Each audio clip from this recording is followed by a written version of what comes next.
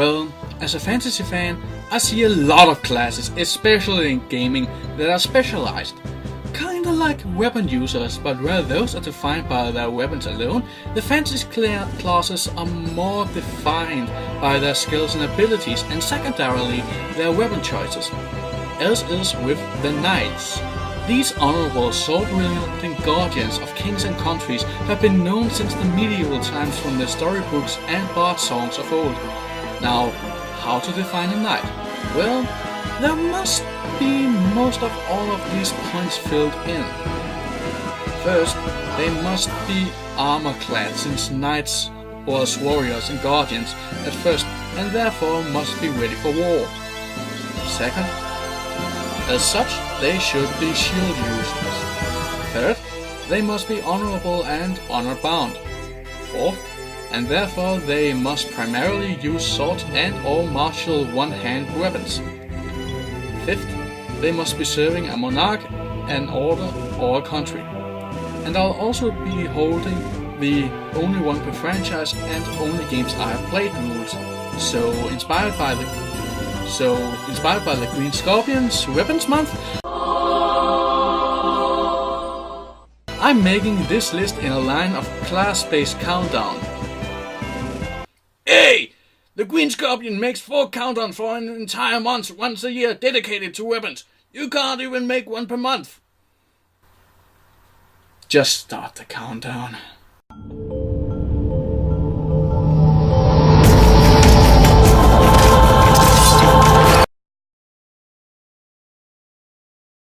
In the Legacy of Kain series, the Order of Knights known as the Sarafan are always trying to purge the world of Norskov of the vampires brought upon the earth after the collapse of the Pillars. Heavy armor wearers, mostly close combatants, and mostly sword users, these have the appearances of knights. Except for the fact that they are dishonorable, limited in close combat, and they are extremely hypocritical. You don't believe me? Well, they're not afraid to attack and terrorize the civilians and common population of Norskov. Their close combat abilities is limited to 3 swings and a power strike. Their mission is to eradicate all vampires because they are a plague upon the world, but they will gladly cooperate with the Hilden Demon, who are just as bad, and even at some point cooperate with the vampires. Kinda sound like a Catholic church. Wow.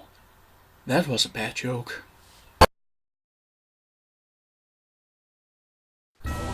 And from Tales of the Abyss we have the Oracle Knights from the Order of Lorelei. These knights are good at close combat, armored to the teeth, and even serving in an order with a religious mission, which is to preserve the score and make the world follow it as well. The Oracle Knights are serving under the Grand Maestro Mo, whom are nearly fanatical about the score, which is set to predict the future and the lines of which it is supposed to go in order to preserve prosperity. They are using swords and heavy armor and are some of the harder enemies that you can engage in close combat. And if it wasn't for those things, I might not even have put them on this list. And that is because they are with 0 personality themselves and they are nothing more than henchmen. But even though that the Sarafan could have been higher than the Oracle Knights are at least more honorable, and they don't go directly after innocent people, and they are not that hypocritical. But there's of course also some traditional fairy tale knights, like the knights from Castle Crashers. Yeah, laugh as you please, but they fill the criteria. They serve under a king. They wear heavy armor, but weirdly so still can perform aerial attacks like a cakewalk. Users shields, and like fairy tale type knights, they are set on a mission by the king to rescue the 6 princesses that were captured in the beginning. But then there are some negative points. They use magic and are not afraid to inflict statuses like burn and poison. That's not honorable! Real men fight without weakening their opponents. Real men beat enemies while being weakened. Real men are just like... How many of you honestly thought that I was going to do a Chuck Norris joke, and how many of you got offended by me using Titus instead? Pokemon. Now you should already know whom I'm talking about. Well, I'll still tell you. Team Plasma are the only team in the Pokemon series that are inspired by the medieval knights, complete with armor, helmets and even accolades. Serving under the king, and gets this, they are not using swords because Kids Entertainment would sue the fuck out of Nintendo if they did, but they still use Pokemon that focus on not using status afflictions. Very honorable. And did I mention that their base is a freaking castle? Damn, my house rent. But what holds them back from being any higher are the facts that in Black and White 2, half of the team are switched to be pirate style, and they are like the Sarafan hypocritical about the mission. Their mission is to liberate Pokemon from humans, but they are using Pokemon as well. But then, why are Team Plasma higher than the Sarafan? Well, maybe it's because Team Plasma are aware that they are hypocritical. Maybe it is that the misdirection of their goal don't focuses on harming people. Maybe it is that it is easier to believe with Team Plasma that the ends justifies the means than when it is with the Sarafan. Maybe it's because they ain't egotistical assholes like the fucking Sarafan. Well, I've slightly talked about how many mythological and literal references there is in Dragon Quest IX, but for that I have talked about a mythological reference in Barbaros, while I didn't touch on literary references like the White Knight. The White Knight is an undead knight of the kingdom of Brigadoon, brought back to life after the Starflight Express crash landed. The White Knight was also known as a Right Knight when he was alive, but by the demoness Morak he was sent to sleep on eternity, and by that turned from the Right Knight to the White Knight, and God, my pronunciation is still horrible. Well, anyway, he do have all of the traits. He's honorable, using swords or lance and shield, and he's even a horseman. He worships the former Princess Simona of Stormway, like it was common for knights during the medieval times, but he mistakes the new Princess Mona for being Simona. The idea of the right and right knight is also a kind of clever literary reference, since there have been Arthurian legends about the White and the Black Knight, where the Black Knight often have been associated with death, but often both associated with justice. But for a knight like this, I just wish that there was more of him so we could have gotten him developed more. Okay, technically, some of the people on this list have qualities or lack of such that don't make them knights. An example of this is the Grey Warden from Dragon Age. But first off, the good things.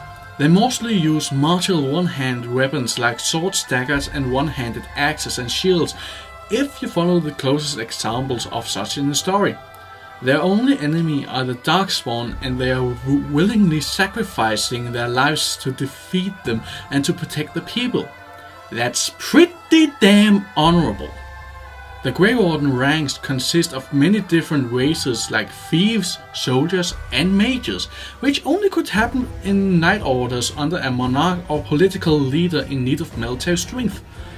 But then again, they are not technically serving anyone, but they still do, kinda. But another thing where they lose points is that they used to mount griffins until they were extended by the hunting of them prior to the game. What the fuck? Did I really? I wanted to ride a freaking griffin!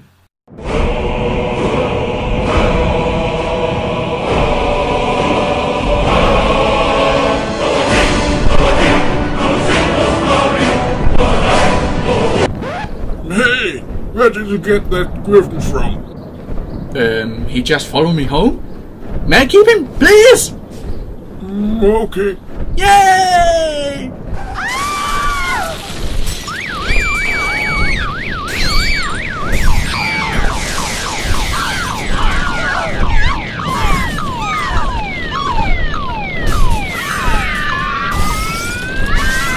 What a weird time.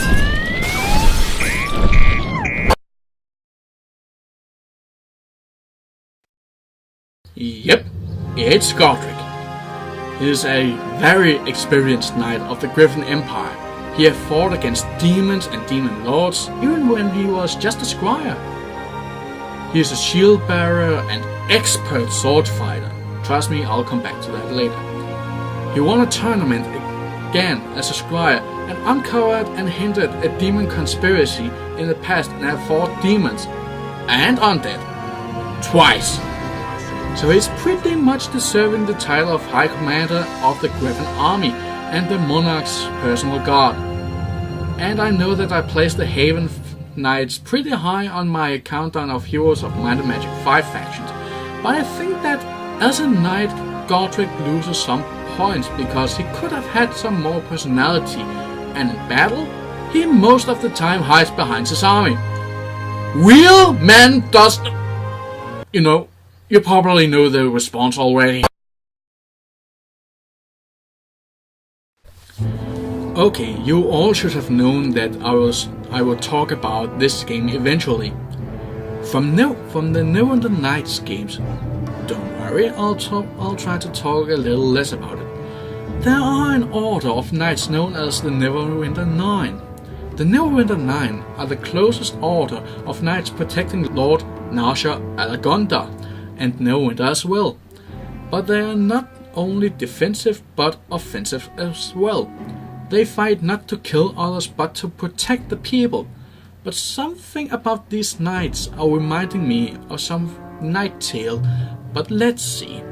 Best fighters as well as guardians, a little selected group, personal bodyguards for a great political leader and a country, originally known as a little group but ascended to larger groups but keeps the number as the title of the order.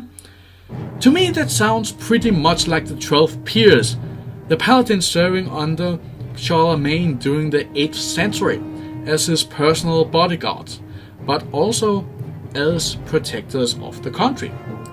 But I can't place the Neverwinter Nines any higher because I don't know a lot about them.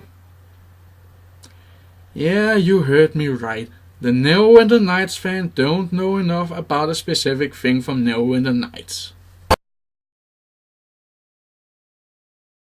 Try to cross a knight with the prince from The Princess and the Frog fairy tale and you get something gross. But luckily, that's not the case with the frog from Chrono Trigger. Originally known as Glenn, Frog took the name of his physical state after he was cursed with it by Magus. But wait, taking the name of one's physical state? That's like naming the large guy Fatso and the prostitute Whore. But anyway, he serves under the Queen Lene of Georgia, but only as a squire for his childhood friend Cyrus. And to all of you who don't know what a squire is, it is a knight apprentice, and therefore not a fully honored knight. But that might be the only major strike against Frog, because he uses armor and a shield, and even the legendary sword Masamune. He's honorable, courageous, a remarkable close combatant, and have some great character development during the adventure, from being tormented by the loss of Cyrus to mentally dealing with the scaling from loathing guilt to progressive responsibility. And before I say anything about his magic, let me say this. I've been harsh on the Castle Crasher Knights for their magic, but that was because their magic mostly caused status afflictions like burn or poison, which focuses on weakening the opponent. Frog's magic is mostly used as halfway healing of allies and half attacking. But yes, the fact that he uses magic to attack his opponents are not cool. But still, a honorable, courageous knight that wields a legendary sword and can cleave solid rock is good enough.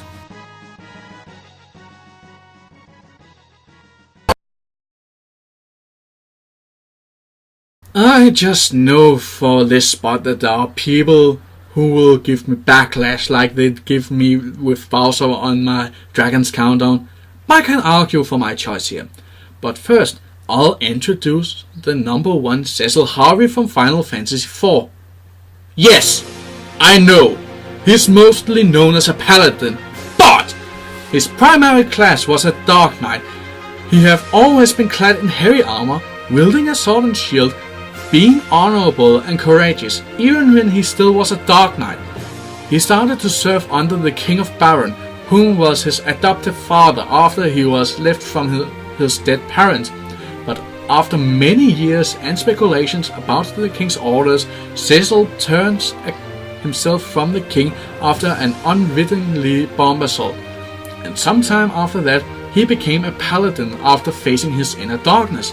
And here I believe people would start to disagree, but as I said earlier, the term paladin in its modern form was first used about the closest knights of Charlemagne VIII's court, referring the term paladin to highly honored knight. And there is more. There have been examples before where classes with the title knight are granted the ability to cast low to medium level white magic. And that is fine with me, because the main focus of the knight is to protect the people around him, and nothing says better than low and medium level white magic. Cecil believes by nature in the best of people, even to the point of them being able to trick him, which could be considered a chance that he is giving them to prove their good side, like Cecil was in the end. But as he disowned his king, he started to serve the people of the world instead of a monarch. But that is still a knightly trait, and for all of that, Cecil Harvey is my number 1 knight in gaming.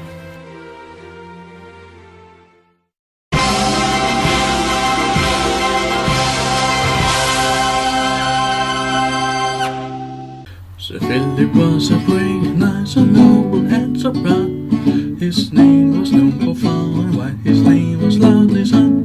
His lance he held erect and straight, his thought was right and just. He had only one fancy, then he had the need to thrust. Sir Philip rode so far and wide on merry knightly quest, and many scum and villainy reside before his quest. At night he often set his camp away from all the foe, for the sight that would await them there would surely make them choke. Oh Philip, Sir Philip, he only loves his steed, although we all like maidens, the steed is there in need. When Philip he was ready, he would soon become undressed. Upon the saddle hung his took the usual bride I guessed. He struggled hard, he struggled long, and sang aloud with glee. Oh horsey mine, why would you marry me? Oh Philip, Sir Philip, he only loves his steed, although we all like maidens, the steed is that in need. You ladies and your damsels, listen now to my advice. Look elsewhere for your one true love, one place to be precise. Forget the knights and the horses, let them be with no regard. For when you seek a lover, then you seek a part. Oh Philip, Sir Philip, he only loves his deed,